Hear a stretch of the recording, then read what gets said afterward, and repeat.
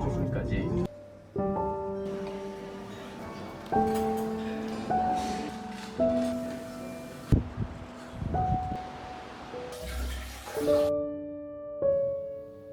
这一趟秋日的温泉自驾之旅，5天4夜的旅程，时间不长的小旅行，我打算每天都要在温泉旅馆1泊20中度过，好好享受秋天的食材、秋天的汤，还有秋天的空气。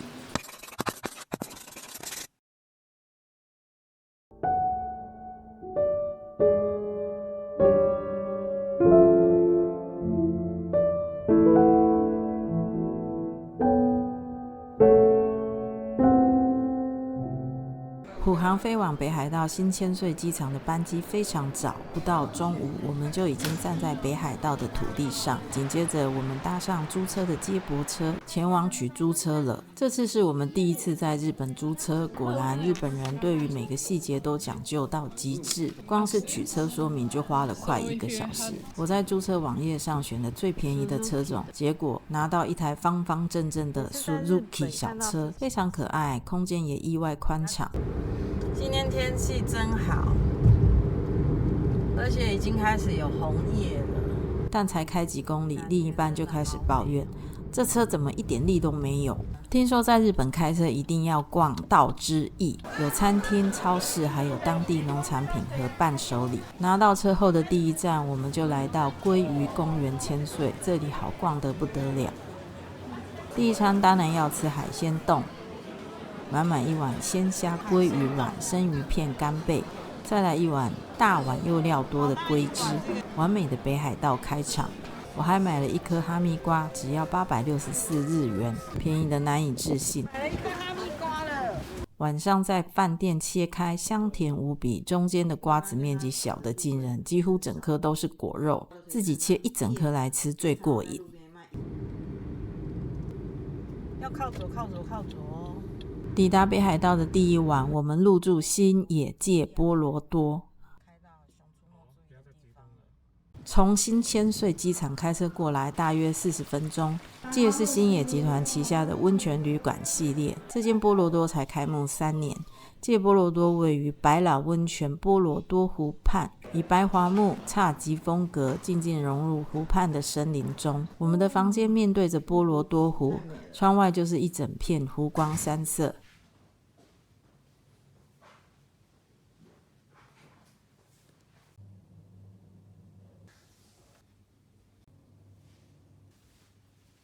湖畔那几座锥形建筑是露天汤屋、三角汤，灵感来自北海道爱奴族的传统屋舍。走进小屋，穿过更衣室，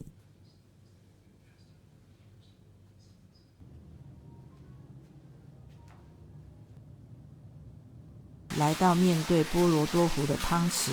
那一刻，我几乎屏住呼吸，整个湖水就在眼前，那种被自然包围的宁静真是无法形容。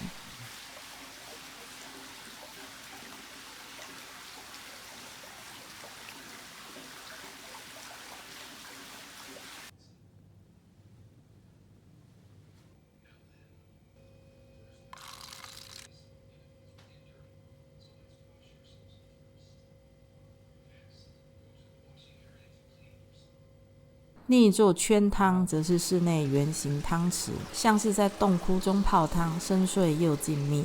圆圈的形状仿佛与天相呼应。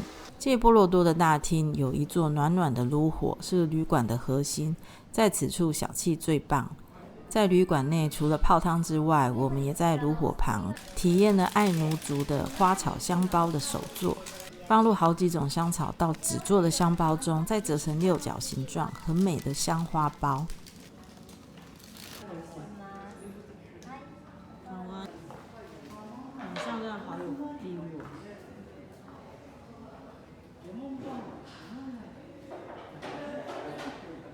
晚餐一如星野既往的精致。我们不可能在先喝汤。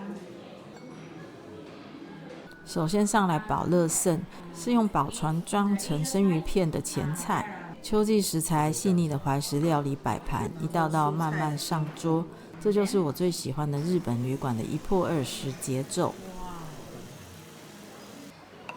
是没有收 good。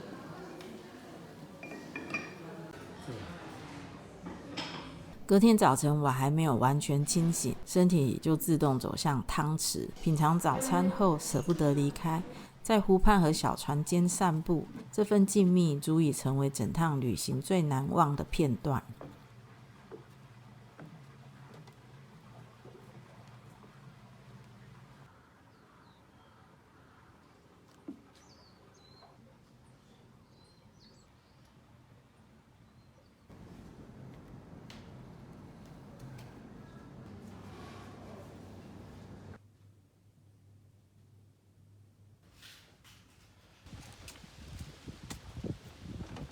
第二天的行程，我们继续往北开，小放车依旧没力，所以每经过一个道之驿，另一半就想停车休息。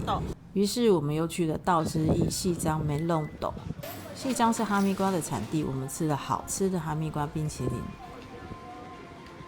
又来休息站了。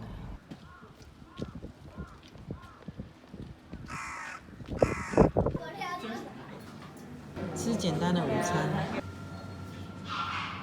来到富良野，我只排了一个景点——富良野启司工坊。工坊小屋藏在森林里，红叶染上秋意，空气里有一种浓浓的奶香与秋的气息。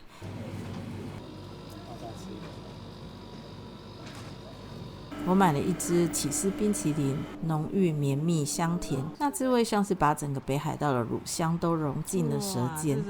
我们现在要往石胜岳温泉走，然后好像一直往上坡。往石胜岳温泉的路是一路爬升，此刻小方行车的存在感前所未有，油门踩到底，车子用力嘶吼，却还是一步一步超慢往上爬。我们正爬向海拔1280公尺的大雪山国立公园，目的地是山人上的一座蜜汤温泉——石胜岳温泉凌云阁。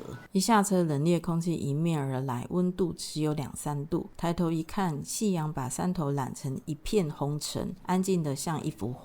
走进旅馆，立刻暖和起来。几位登山客已经泡完汤，准备离开。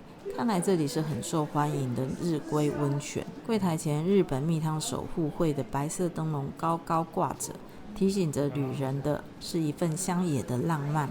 我们入住的汤原凌云阁只有10来间客房，每间房都是用周围的山脉来命名。今晚我们入住三峰山。放下行李做的第一件事，永远是换上浴衣，先去泡一回晚餐前的汤，接着享用山中旅馆的一泊二食。朴实的家常菜样式，却相当不马虎。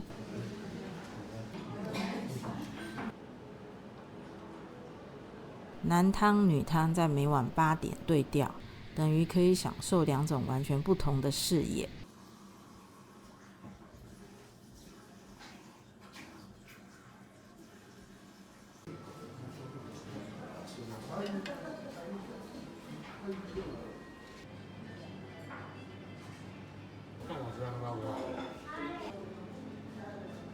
清晨在早餐后，我们再泡一次汤，其中一池室内汤，池畔伫立一块巨岩。我在想，当年是不是先把原石定位，才开始盖房子？那种把自然收进建筑的感觉非常震撼。凌云阁的泉水是不透明的茶褐色，含铁量高，带着金黄光泽。源泉温度大约50度C， 走到露天会更温和一些。走到露天汤池，景色忽然宽阔起来，眼前是绵延的石胜岳高山人线。秋天在北海道的高山上已差不多结束，此刻才进10月中而已，红叶几乎飘零，只剩风把寒意轻轻推来，而汤面却是黄澄澄、金亮亮，像一片被秋阳打亮的湖。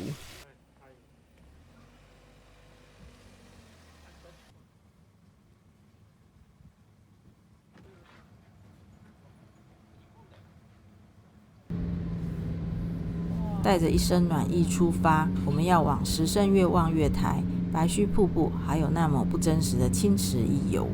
我们首先来到石胜岳的望月台，这里是观赏大雪山群峰的绝佳位置。晴天时可以远眺旭岳、石胜岳等火山连峰，地表偶尔还冒着白烟，提醒人们这里仍是活火山地带，整片高原的空气都透着一种壮阔的宁静。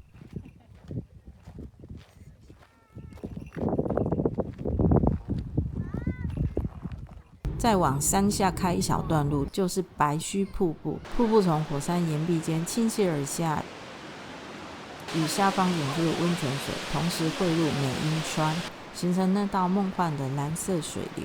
这里的蓝是温泉矿物质在阳光折射下的自然之美。站在桥上往下看，瀑布上一缕缕白须垂落，也因此得名白须瀑布。石胜岳望月台、白须瀑布这一路的风景都美得像画。我们再往青池前进。几年前我们第一次来青池是搭公车来的，那时从美瑛出发，班次稀少，真正能停留的时间竟然不到20分钟。因为公车车次就是如此，拍完照就得匆忙赶车。这次自驾终于能自由安排行程，青池的颜色依旧蓝得不真实，静静地倒映着天空与树影。最后当然一定要来一支青池冰淇淋啦！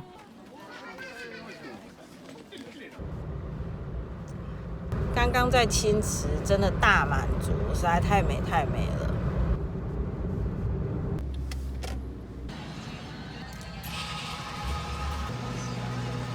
第一次加油加了半桶油。接着我们在美瑛小镇吃午餐，在傣马鲁家庭式的餐馆中点了炸猪排与咖喱乌龙沾面，大碗又实在，满足的不得了。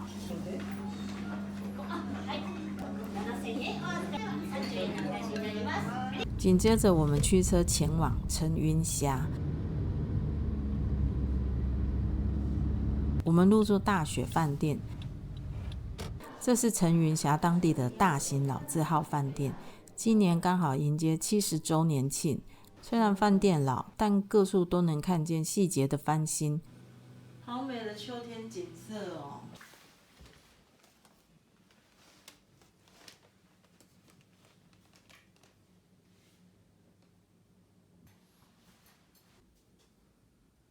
温泉馒头。温泉池就有3个之多，穿着浴衣在馆内漫步泡汤，逛逛小卖店，就是这种老饭店的乐趣。夜晚泡汤的旅人们会穿着浴衣闲逛，这些身影交错，那份温泉乡特有的悠闲气氛最是有趣。晚餐时分，我们走进 Hina 之声自助餐厅，这是一场北海道食材的盛宴，各式各样丰富美味的北海道食材陈列，冷冷山中的晚餐时刻显得格外疗愈。晚餐回来，床铺好喽。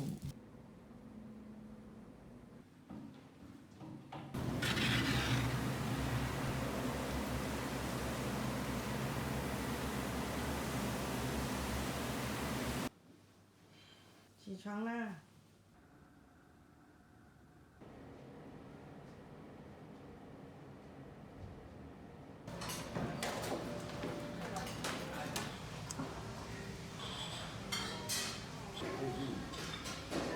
大雪饭店最让人难忘的，莫过于顶楼的露天温泉天华之汤。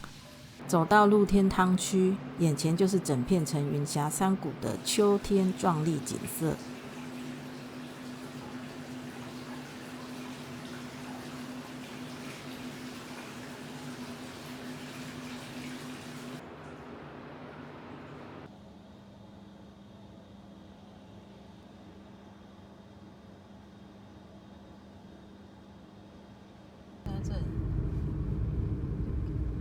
陈云峡是北海道著名的红叶民宿。隔天我们搭黑月缆车，只要7分钟就来到标高1300公尺的五合目。我们到访的10月中，红叶已散尽，多了初冬的凄清之美，因此就没再往七合目和山顶上去了。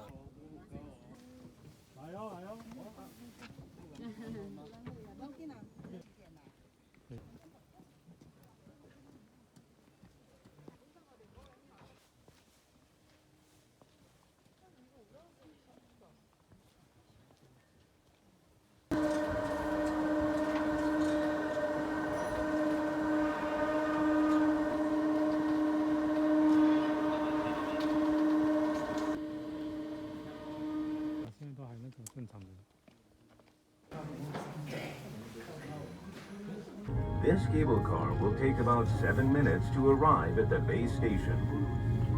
아웃도어 스포츠를 즐길 수 있는 스키장으로 변해 5월 중순까지 오랜 기간 겨울 스포츠를 즐길 수 있습니다. すれ違った今。石狩川沿いに巨大な岸壁がそびえ立つ見事な景観美。これは今から約3万年前に起きた大雪山での大石寿川沿岸矗立的巨大崖壁，是3万年前大雪山喷发时形成的景观。冷却后的岩浆经过长期的河水侵蚀，形成了现在独特的地貌。从岩壁间流出的水流形成了若干瀑布，其中以银河、流星瀑布最为知名。本日は大雪山層雲峡黒岳ロープウェイをご利用くださいまして誠にありがとうございました。离开陈云峡，我们开始往南开，直奔札幌附近的定山溪。哇，这一段真的好漂亮！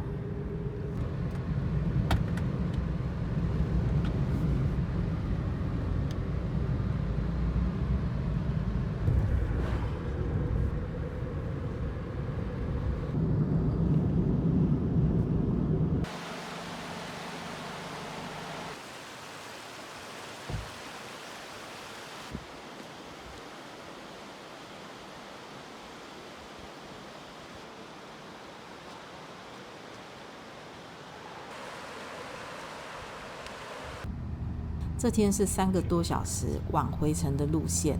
首先在旭川休息站吃个过午的午餐。来到旭川当然要吃拉面啦。我们选了旭川老字号的梅光轩。梅光轩的汤头是旭川拉面的经典代表，浓郁的豚骨还有鱼介双汤底，带着浓厚的咸香。汤面附着薄薄一层油脂，入口却不腻。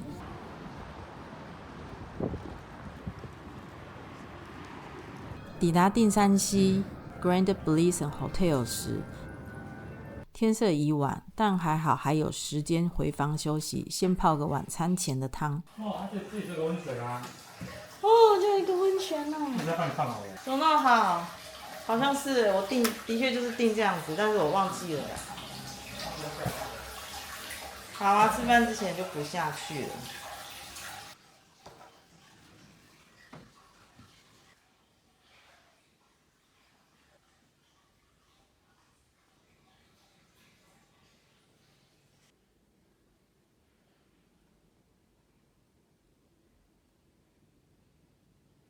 超舒服。旁边这个是音乐哦。对啊，那个是我一直想买的。好买，你什么东西都想买。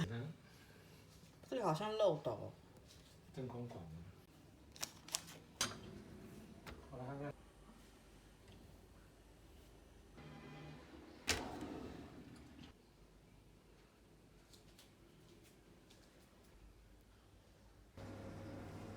今天穿的不是和服，他们叫做和尚服啦。定山溪是这次北海道旅行的最后一夜，依旧是一破20。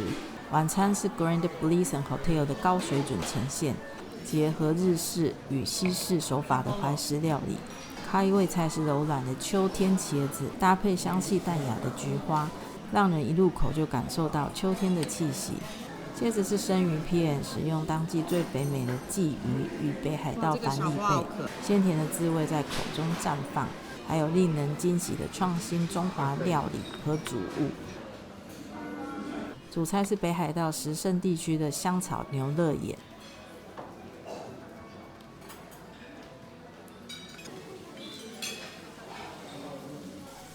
最后收尾的是一碗菇类炊饭以及小碗温汤。这是一场秋日山林里的温柔款待。吃饱饭后，我们便散步前往定山溪自然彩灯节。这个活动是为了纪念定山溪温泉开业150周年而举办。哇，好梦幻哦！沿着溪谷步道一路延伸到二间吊桥。哇，你看。哇，这个好像叫做二间吊桥。灯光在雾气与树影间流动，光是走廊，光是森林，每一处都像梦境，周围是虫鸣、水声与树木的香气。哇，好浪漫哦！这个夜晚非常梦幻。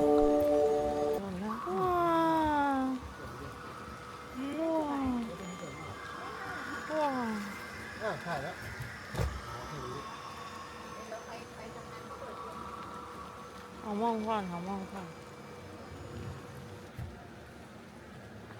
说这个是夜晚，跟那个河童一起散步。河童哦。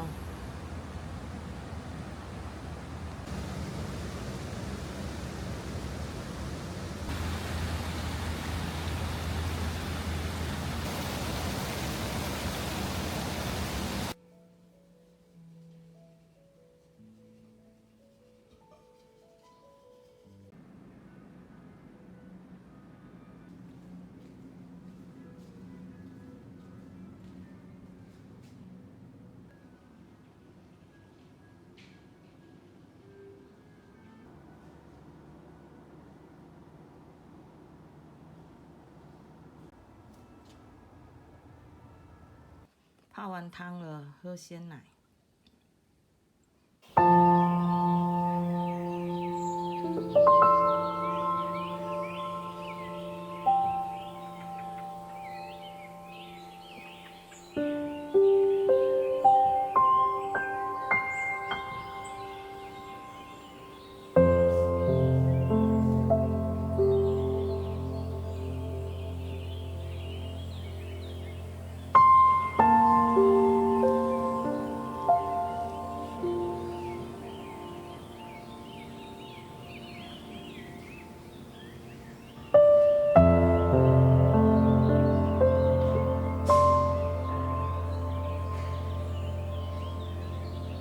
隔天早餐是一场视觉飨宴，因为眼前窗外就是满山红叶。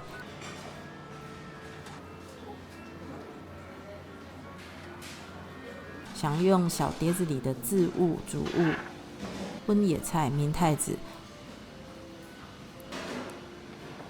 主菜是一份烤鲑鱼，还有香鱼。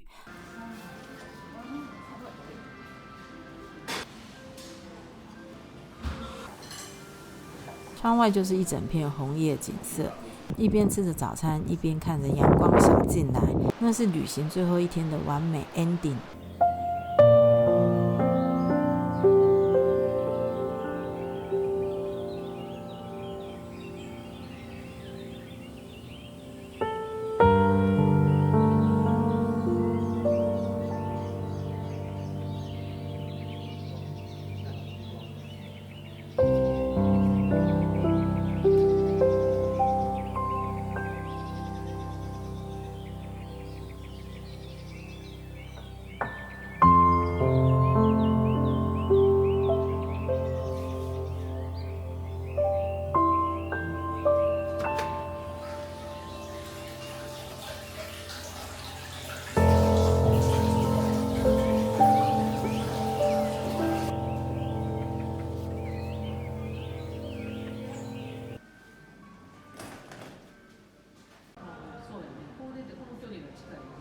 但时间算得太准了，赶往机场的路上，另一半一路超紧张。5天4夜，4间温泉旅馆，每天都在1破20的幸福节奏里度过。